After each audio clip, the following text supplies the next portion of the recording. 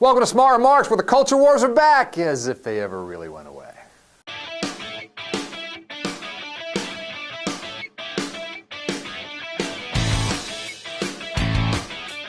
So 2 weeks ago on this program, we talked about how if Newt Gingrich was the Republican presidential nominee, he was hardly a credible spokesperson for family values, and so maybe the culture war would be less of an issue in this year's election. Silly me. Since then, Newt has started to fade, and several new fronts have opened in the culture war. You had the Susan G. Komen Foundation withdrawing a grant from Planned Parenthood, which many on the left saw as a result of political pressure from the right. Komen ultimately backed down, and the executive who made the decision resigned and went straight to Fox News so she could express her outrage. You have the controversy over the new health care law and the fact that it requires some religious-affiliated institutions such as hospitals, charities, and schools, think Notre Dame University, to provide health insurance that covers contraception. The Catholic Church is outraged about this, and the bishops are talking about organizing a huge march on Washington. You had a federal appeals court in California overturning Proposition 8, the measure that makes same-sex marriage illegal, calling it unconstitutional. And then you had this organization calling itself 1 Million Moms demanding that JCPenney fire its newest spokesperson, Ellen DeGeneres, because Ellen is homosexual. And obviously we can't have a homosexual shilling for a department store.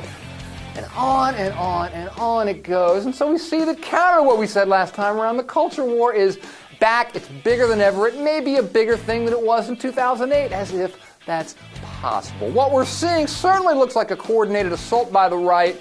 It may or may not be that, but regardless of what's happening in the economy, it seems we're fated to spend all of 2012 screaming at one another about homosexuality, about abortion, about contraception. And here's where this whole thing goes off the rails. If you've been following the GOP primary, you might know that a resurgent Rick Santorum has talked about, quote, the dangers of contraception in this country. Quote, many of the Christian faith have said, well, that's okay, contraception is okay. It's not okay. It's a license to do things in a sexual realm that is counter to how things are supposed to be, unquote. Think about this. We're actually at the point where, as a society, we're debating the morality of birth control itself, where a leading presidential candidate will tell you how things are supposed to be in your bedroom. What is this, 1920? You know, the way the Republicans are going to go about this, the likes of John Boehner may try to frame the issue narrowly and talk about how, no, he doesn't like the health care law and that it requires the Catholic Church to provide contraception.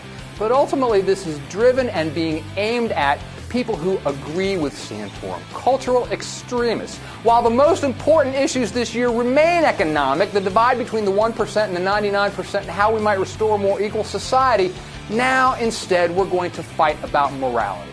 And that's exactly what the 1% want, don't you think? But I'll tell you one thing. I've been critical of Obama on this program, and I will continue to be, but if faced with a choice between cultural extremism on the right and Obama, guess which way I'm going to go. I may wind up getting my pocket picked yet again, but I tell you what, I'd much prefer to have it picked than to have it picked and to have Rick Santorum looking over my shoulder in the bedroom.